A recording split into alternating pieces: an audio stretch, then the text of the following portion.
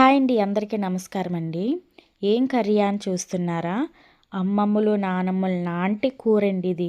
అప్పట్లో కూరలు మా పెద్దమ్మ గారి దగ్గర మా అమ్మగారి దగ్గర చూసైతే నేను ఈ కర్రీని అయితే నేర్చుకున్నానండి. నెత్తళ్ళు వర్ర కూరండి. చాలా అంటే చాలా టేస్టీగా ఉంటుంది. అండ్ జ్వరం వచ్చినప్పుడు, నోరు చేదుగా ఉన్నప్పుడు బాలింతలకు ఈ కర్రీని అయితే పెడతారు. ఆ ప్రాసెస్లో అయితే నాకు తినాలనిపించి నేను చేశానండి. ఇలా నెత్తల్ని శుభ్రంగా అయితే కడిగేసుకుని పక్కన అయితే పెట్టేసుకోండి. ఒక బాండీ అయితే తీసుకొని ఎండుమిరపకాయలని వేయించేసుకుని పక్కనైతే తీసేసుకోండి. అదే బాండీలో ధనియాలు, జీలకర్ర, యాలకులు, లవంగీలు, చెక్క వీటిని అయితే వేయించేసుకుని పక్కనైతే తీసేసుకొని గసగసాలు అనేది స్టవ్ అంతా ఆఫ్ చేసి అప్పుడు గసగసాలు వేయండి. ఎందుకంటే ఆ హీట్కి వెంటనే వేగిపోతాయి. ఇలా మనం మంట పెట్టినప్పుడు గసగసాలు వేసేస్తే వెంటనే మాడిపోతాయండి. వీళ్ళు ఏం చేసేవారంటే మా అమ్మ పెద్దమ్మను రాయి మీద నూరి కూర అయితే వండేవారండి. చేతులు మంట రావా అనేదాన్ని నేను. వాళ్ళకి అలవాటు అయిపోయింది అనేసి చెప్పేవారు.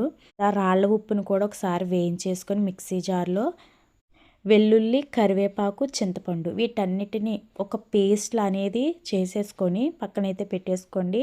ఇప్పుడు అదే కడాయిలో నేను పల్లి నూనె అయితే యూజ్ చేస్తున్నాను. మీ దగ్గర ఉంటే గానుగ నూనె కూడా యూజ్ చేయొచ్చు. ఈ మసాలా అంతా బాగా వేగాలండి.